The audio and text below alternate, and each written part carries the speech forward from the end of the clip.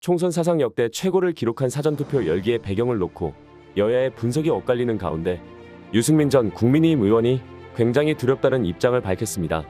국민의힘은 사전투표를 꺼리던 보수층의 적극적인 참여를 독려한 것이 효과를 본 것으로 해석했는데요. 한동훈 비상대책위원장은 전날 경남 유세에서 어제 오늘 사전투표율이 올라갔는데 왜 올랐겠는가라며 우리가 얼마나 범죄자에 대해 화가 났는지 보여주기 위해 여러분이 사전투표장에 나갔기 때문이라고 말했습니다.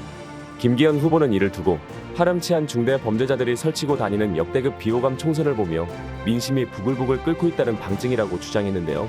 이렇게 현실성 없는 주장은 지난 강서구청장 보궐선거 참패 때와도 같았습니다. 당시 기초단체장 한 명을 뽑는 선거였지만 정치권에서는 윤석열 정권 평가 내년 총선 전초전 성격을 띈다고 평가했었죠. 아시다시피 이 선거에서 무려 17.15% 차이로 민주당이 압승했습니다. 그런데 선거 직전까지도 국민의힘에서는 자신들이 이길 것이라고 큰소리쳤었죠. 이번 총선도 그때와 다르지 않다고 보고 있는데요. 당시 이준석만 18% 차이로 질 것이라고 해서 사이비 평론 소리를 들었었는데 결국 완벽하게 적중했죠. 그런데 이번에도 이준석과 같은 자가 등장했습니다. 유일하게 그동안 당내에서 윤석열 정권에서 쓴소리를 했던 유승민 전 의원인데요. 수도권을 중심으로 국민의힘 후보 지원 유세에 나선 유승민 전 의원은 7일 MBN 정은갑의 집중분석에 출연해 윤석열 정권에 대한 심판론이 투표로 연결될까봐 굉장히 걱정하고 있다고 말했습니다. 유승민 전 의원은 국민의힘 입장에서는 정말 굉장히 좀 두렵게 봅니다. 사전투표율이 이만큼 높다는 거는 이게 뭐 나중에 결과를 봐야 알겠습니다마는 이 선거에서 저희들을 제일 어렵게 하고 있는 윤석열 정권에 대한 심판론, 그게 유권자들의 어떤 분노, 투표 이런 걸로 연결될까봐 굉장히 걱정하고 막판에 그 점에 대해서 저희들이 정말 진심을 가지고 할 수 있는 말씀은 다 드려야 할 것 같습니다 라고 말했는데요. 특히 유승민 전 의원은 지원 유세를 다녀보면 국민들께서 화가 굉장히 많이 나 계신다는 걸 체감한다며 특히 제일 화가 많이 나신 부분은 민생, 경제 문제로 대통령의 대파 실언 한마디가 불을 붙였다고 지적했습니다. 유승민은 국민들이 제일 화가 난 것을 펀더멘탈이라고 말하며 아주 근본적으로 민생, 경제 문제에 화가 난 국민들의 분노라고 했는데요. 먹고 사는 문제 그런 게 지금 계속 코로나 이후에 힘들어왔는데 윤석열 대통령을 뽑아주면 민생, 경제 문제가 뭔가 해결될 줄 기대했던 그 국민들께서 지금 먹고 사는 문제 때문에 계속 힘들기 때문에 화가 나 있다는 것이죠. 또한 물가 문제가 대통령의 대파 실언 한마디로 불을 붙였다는 느낌이 참 많이 든다고 했습니다. 여기에 이와 함께 김건희 여사 디올백 사건이나 특검법 논란, 이종섭 호주 대사 문제 등과 관련해 윤석열 정권이 과연 공정하게 법을 집행하는지 국민들이 많이 실망한 것 같다고 말했습니다.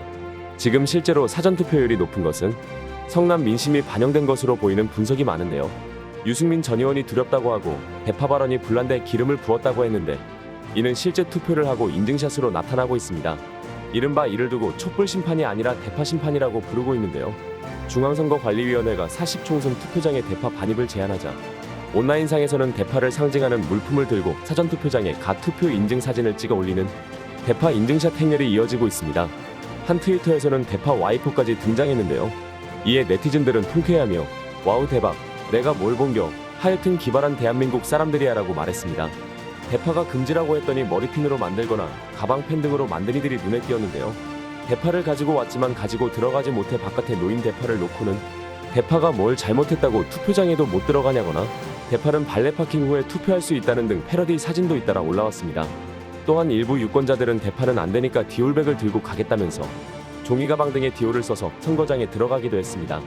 투표소 대파 반입 금지 결정은 오히려 대파 인증샷 열풍을 불러왔습니다.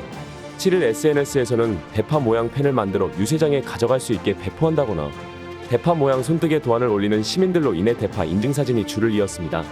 또한 많은 유권자들이 본투표 때 사용하겠다며 야심차게 각종 대파와 디올백을 준비해놓은 모습도 눈에 띄었습니다.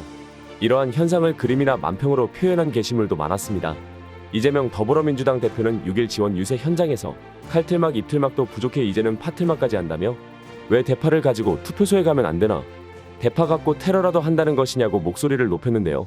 지지자가 대파를 붙인 헬멧을 건네자 대파 말고 쪽파를 붙이고 가시라고 조언하기도 했습니다. 이번 선거는 막판까지 부동층으로 스윙보터 역할을 할 2030 세대의 표심이 중요하다고 했는데요. 이렇게 마치 놀이처럼 SNS에서 번지는 대파와 디올백 게시물들은 가뜩이나 불만이 많은 젊은 층에게 큰 영향을 줄 것이라고 말하고 있습니다. 7일에 이어 8일에도 국민의힘은 최소한 개헌 탄핵 저지선인 100석을 지켜달라고 호소했는데요. 이들은 지금 와서야 눈물로 읍소하겠다면서 쇼를 벌이고 있습니다. 윤재옥 국민의힘 원내대표는 여러분의 회초리를 달게 받겠지만 쇠몽둥이가 돼 때려선 안 된다며 일 잘하라고 때리는 회초리가 쇠몽둥이가 돼 속아 쓰러지면 농사는 누가 짓겠느냐고 우려했습니다.